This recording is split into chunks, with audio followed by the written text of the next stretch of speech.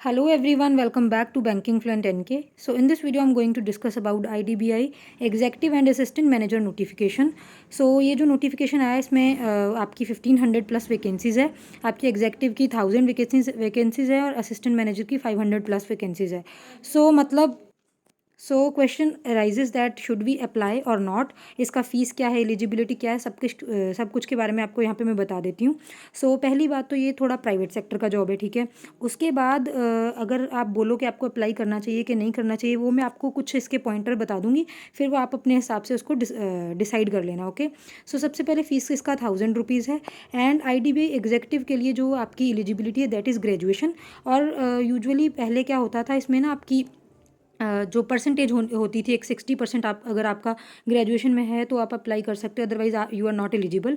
But this time कोई भी ऐसा मतलब लगाया नहीं गया restriction. So everyone can apply, जिसके बस आप मतलब ग्रेजुएशन में पास होने चाहिए, ठीक है. तो आपके मार्क्स मतलब मैटर नहीं करते कि कितनी परसेंटेज है. ओके. उसके बाद अगर फीस का मैंने आपको बता दिया 1000 है. फिर उसके बाद जो आपका असिस्टेंट मैनेजर है ना, इसमें मतलब ये है कि आपको ना PGDBF का एक अलग से कोर्स करना पड़ेगा, जिसकी जो फीस है अप्रॉक्सीमेटली वही 3.5 लाख है. और GST वगैरह मिला के आपकी 4 लाख तक वो फ़ीस पहुंच जाएगी. सो अगर तो आप फाइनेंशियली ऐसे हो कि आप 4 लाख तक अफोर्ड कर सकते हो, ठीक है, फिर तो आप ये मतलब कर लो, फिर तो आप इसमें अप्लाई कर दो. उसके बाद जो सेकंड पॉइंट है, अगर आपको वो ये है कि आप दोनों पोस्ट में से किसी एक के लिए अप्लाई कर सकते हो, ठीक है. तो अगर आपको लगता है आपको PGDBF का जो कोर्स है वो आपको नहीं ऑप्ट करना, तो मतलब फिर आप एग्जेक्टिव के लिए अप्लाई कर दो. यहाँ पे आपकी 1000 फीस है. और यहाँ पे ये 3 साल का कॉन्ट्रैक्ट है. Basically it is private kind of thing, है ना. तो यहाँ पे आपका ये इंपॉर्टेंट हो जाता है कि जॉब की रिक्वायरमेंट आपको कितनी है, ठीक है.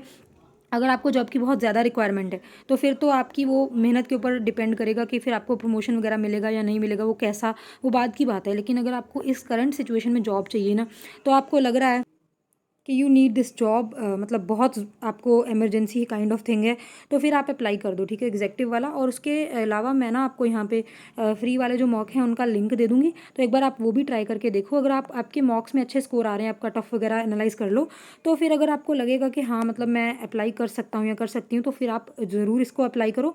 देखो, अगर आपको मतलब बाकी सारी चीज़ें छोड़ देना, अगर हम अपने इसके लिए भी एग्ज़ाम दे दें कि एग्ज़ाम आया है, चलो ठीक है, हम जाएंगे वहाँ पे, स्ट्रेस से डील करना सीखेंगे, ठीक है. अगर तो आप अफोर्ड कर सकते हो तो मैं तो आपको यही सजेस्ट करूँगी कि आपको ये एग्ज़ाम का फॉर्म फिल कर लेना चाहिए. लेकिन अगर आपको मैंने जो भी इसके प्लस पॉइंट नेगेटिव पॉइंट बता दिए, तो आप उसके अकॉर्डिंगली अपना डिसाइड कर लो, ठीक है. अगर किसी को कोई और डाउट होगा तो you can ask me in the comment section और you can join my Telegram channel. So this is all about this video friends. Thank you so much.